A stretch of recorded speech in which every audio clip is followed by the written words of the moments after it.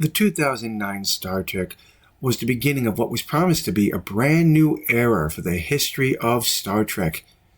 We would be seeing incredible things that we had not seen before, and we were promised that this would be the beginning of something incredible for Star Trek.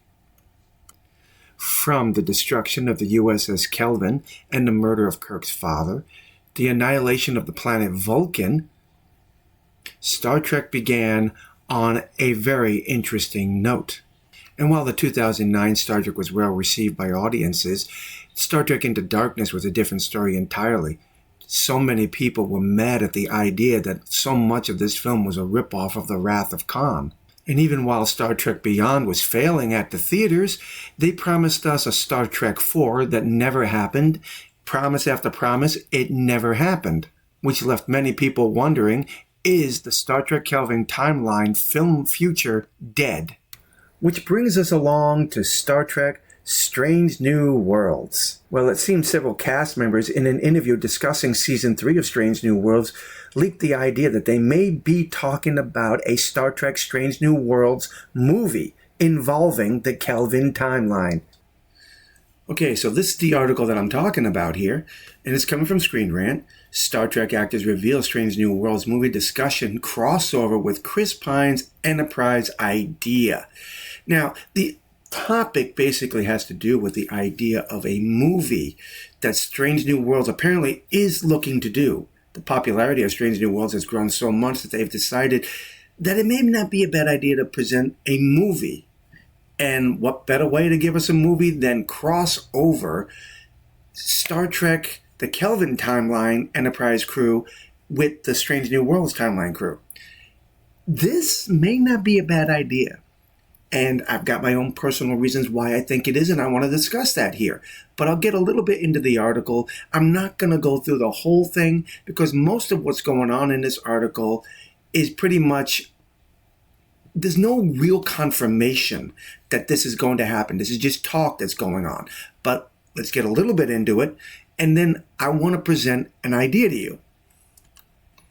Ethan Peck reveals that there has been discussion about a Star Trek Strange New Worlds movie, and he and Celia Rose Gooding pitched the idea of about a crossover with Chris Pine's USS Enterprise and J.J. Abrams' Star Trek universe. Star Trek Strange New Worlds Season 3 premieres in 2025 on Paramount. So that is where we are with that part of the article right here. Again, this is all just an idea that he pitched. There is talk of a Strange New Worlds movie, but Ethan has come up with the idea of maybe it would be a good idea to bring the crew from the Kelvin timeline in. Now, this is where I come in with my idea.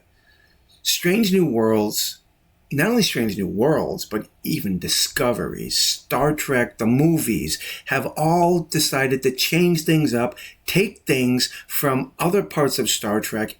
Strange New Worlds is a clear example. They take characters that don't belong in their timeline or their part of the history line and pull them in. Now they're talking about even in Season 3, they're going to take more characters from the original series, which is supposed to be 6 years ahead of them. They're going to take characters from that and drop them into Strange New Worlds. So my idea regarding a movie would have something to do with that. And I think it would not only be a good idea, but it could also be the perfect avenue, the perfect vehicle for repairing the timeline, ditching the Kelvin timeline to begin with, and repairing Star Trek altogether. I'm Commander William Riker from the Starship Enterprise. Soren. Dr.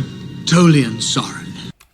My idea involves Dr. Soren from Star Trek Generations, or rather the technology that he developed.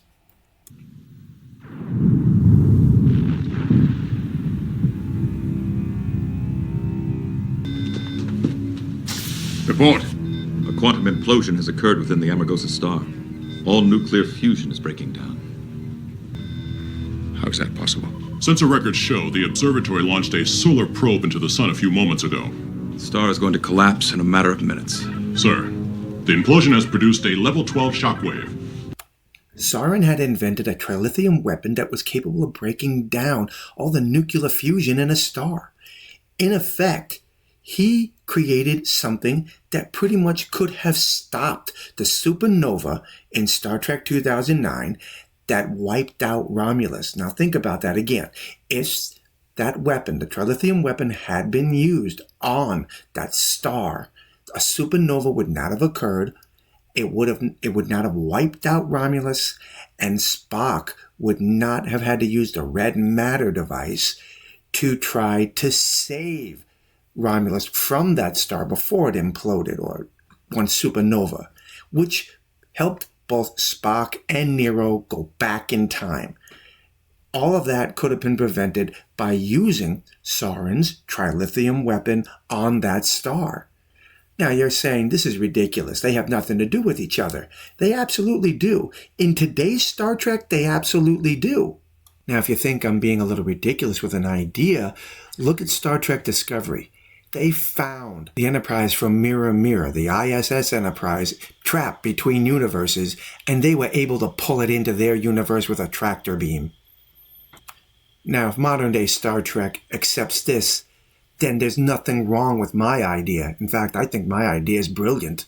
Using Sauron's weapon to stop the star from destroying Romulus, I think is actually a brilliant idea. It would prevent everything that's gone wrong with Star Trek from happening. Now, before you say, what about the shockwave that destroyed Viridian 3? Wouldn't that happen to Romulus too? 129 years from now, a star will explode and threaten to destroy the galaxy.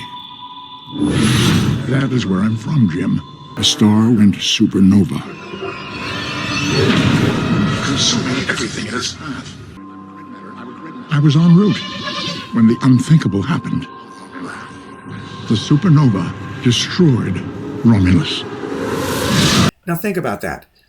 Sauron's trilithium would have prevented this catastrophe because Spock even said it. He was on his way to try and stop it when the supernova had destroyed Romulus. It exploded long before Spock even left Vulcan. So that tells us that this star was way out in the distance away from Romulus. So if the trilithium is injected into the star, it would not have had enough energy to reach Romulus. It would have dissipated by then, preventing everything from 2009 Star Trek forward.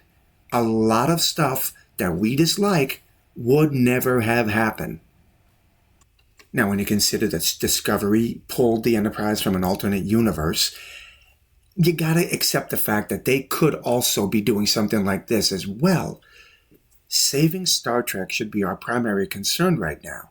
And from what I understand, Skydance, the people who look like they're going to take control of Paramount, love Star Trek. At least this is the story that I'm hearing. They love Star Trek, but they don't like the direction that Star Trek is in and the trouble that it has right now.